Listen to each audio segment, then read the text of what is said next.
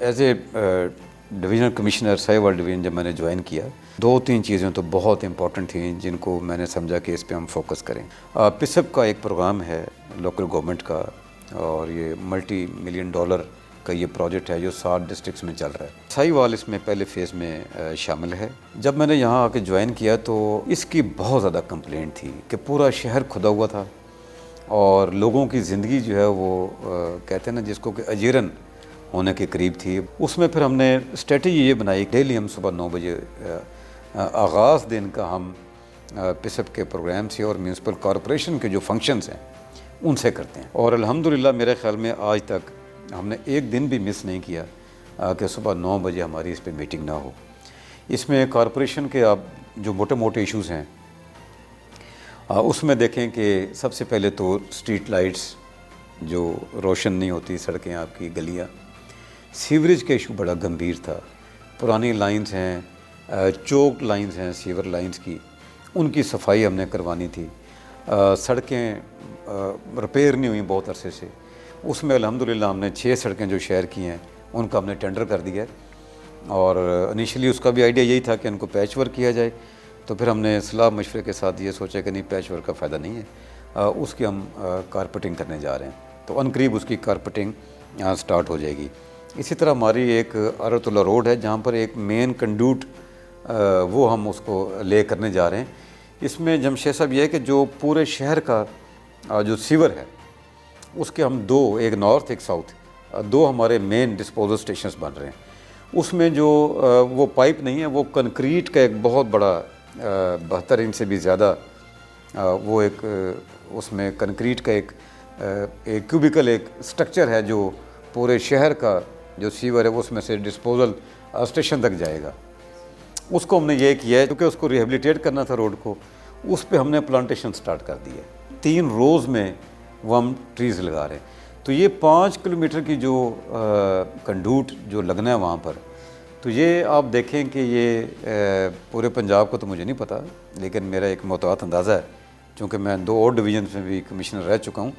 یہ ہمارا کم سے کم یہ ہمارا جو ایریا ہے پورے ساہیوال ڈویژن اور یہ آگے، اس سے بڑا گرین بیلٹ یہ ہوگا، سب سے بڑا گرین بیلٹ یہ ہوگا کہ 5 کلومیٹر جس کی لینتھ ہوگی اور 3 یا 4 روز میں جس میں ٹریز لگیں گے، اس میں ایک تو خوبصورتی میں اضافہ ہوگا، اور ڈیفینیٹلی اس میں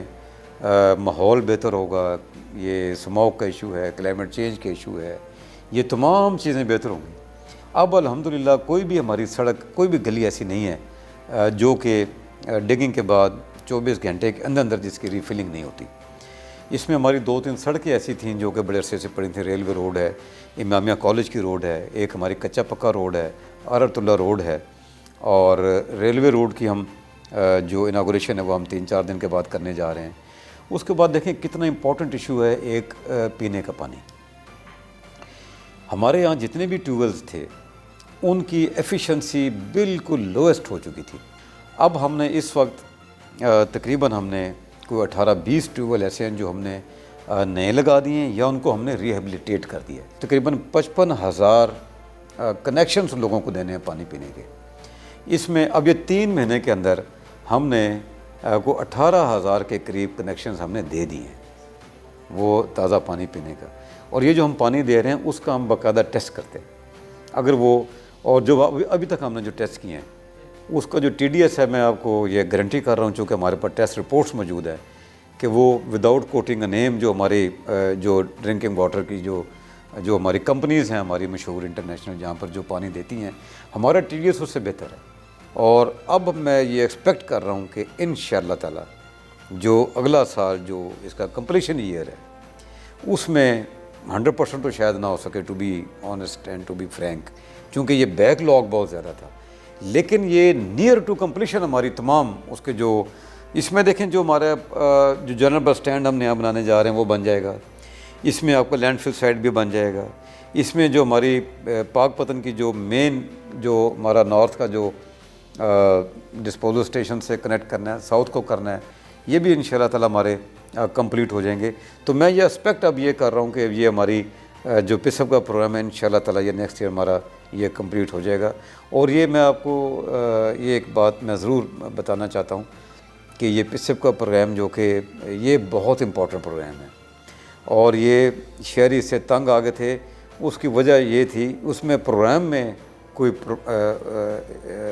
فلا نہیں تھا یا خرابی نہیں تھی، اس کی امپلیمنٹیشن نہیں ہو رہی تھی. اگلے 50-60 سال کے لیے سہیوال ڈویژن کے شہریوں کو میں یہ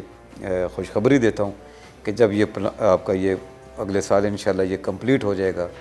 آپ کے 50-60 سال آپ کو سیور کا ایشو نہیں ہوگا.